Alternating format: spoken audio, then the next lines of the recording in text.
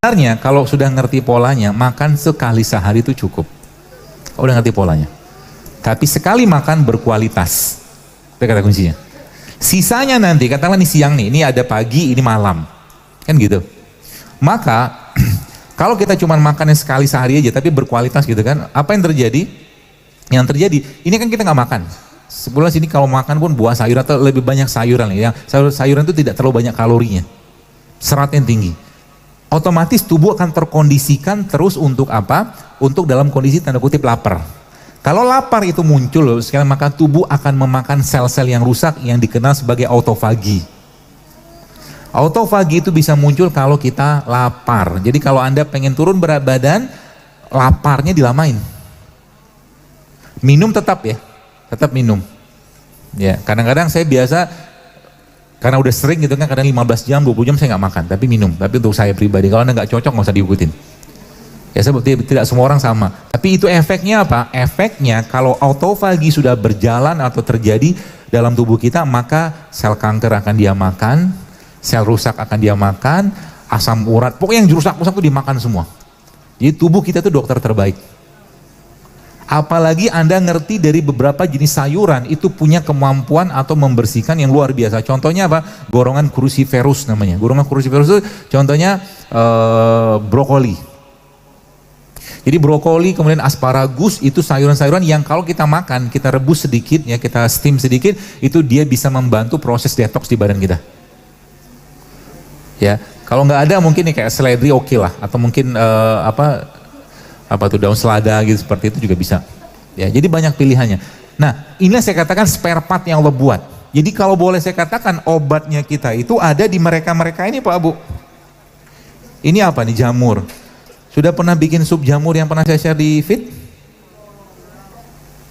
Jamur merupakan salah satu sayuran yang rendah kalori tapi tinggi serat.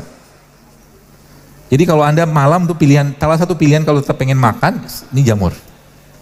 Dibikin kayak sup, kasih jahe, kasih kayu manis, kasih cengkeh gitu lah, sederhana.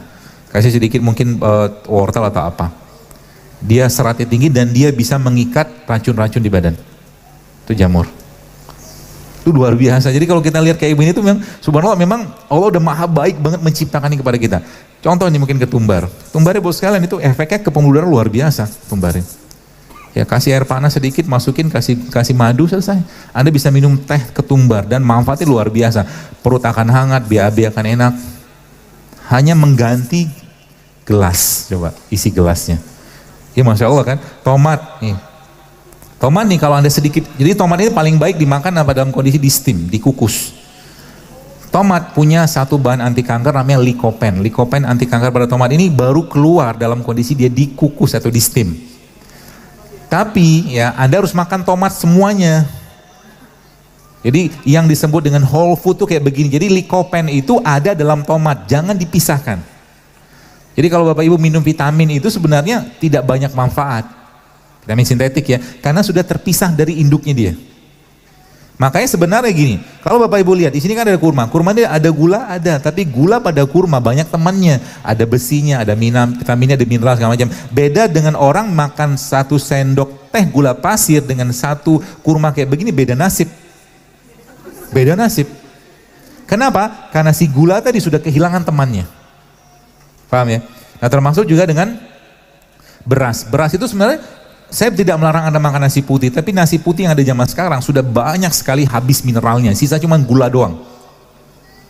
Yang makan mineralnya siapa? Ayam. Betul? Ayam kampung kan biasa dikasih begitu, bekatul, sekam gitu kan, makanya ayam gak kena DM, diabetes. Ya, seperti itu. Jadi mudah-mudahan mulai kebayang Ibu sekalian. Dan cara termudah yang lain ya Bu sekalian, ada satu cara untuk kita mendapatkan manfaat yang baik dari satu produk ciptaan Allah. Jadi kalau Bapak Ibu lihat semangka di sini ya. Jadi semangka ini dari mulai kulit hijaunya, ini semangka nggak ada biji nih. Salah panitia beli. Nggak ada biji kan? Gimana tumbuhnya? Ya, jadi sebulan ini semangka yang benar, semangka yang masih Shiratal mustaqim, jalan yang benar gitu kan. Jadi semangka itu sekalian, dari mulai kulitnya, bagian putihnya, merahnya, sampai bijinya semua bermanfaat. Jadi makan semangka itu paling baik semuanya. Tapi kita kan nggak lazim kan makan semuanya, karena semua bagian pada semangka itu baik, termasuk pisang juga sama. Pisang itu semua bagiannya baik, kulitnya juga. Ada risetnya justru malah menyebutkan bahwa pisang yang paling baik itu pisang yang overripe. Overripe itu yang sudah titik-titik hitam.